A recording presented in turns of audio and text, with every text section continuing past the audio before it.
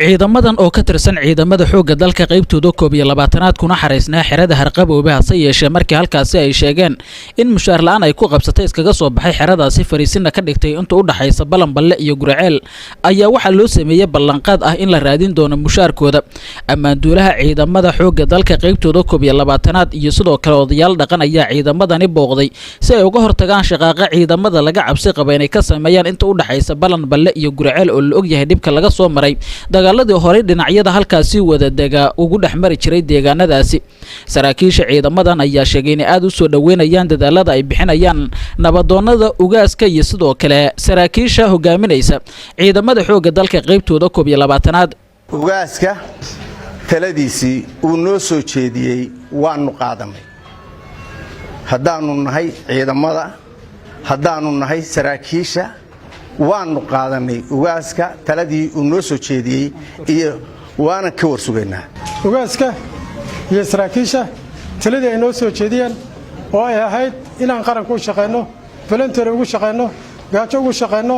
intaan xuquuqdeeda helayno oo aan ka helayno inaan ku shaqeyno diyaar baan u nahay kulligan waana isla qaadanay qaar ka mid ah nabadoonnadii booqday ciidamadan isla markaasina u kurgalaya xaaladooda sheegayna in ay raadin doonaan mushaarkooda iyo ammaanduulaha ciidamada xoogga dalka qaybtooda 12aad waxa ay sheegeen in ay dhaxda u xiran doonaan sida ay ku soo dhicin lahaayeen amaba ay ku raadin lahaayeen mushaarka ciidamadan ay sheegeen muddada 8 bilood inaysan qaadan iyaka dhankooda waxay ugu baaqeen inay ka fogaadaan wax walba oo abuuri kara amni darro waxay galabta ballan qaadeen inay ummadooda u shaqaynayaan waxay ballan qaadeen inay hadday xaquuqdoodii in badan ay sugayeen haddana inta loo raadinay ay samraan waxaan leenahay oo aan ku celcelinaynaa madaxdu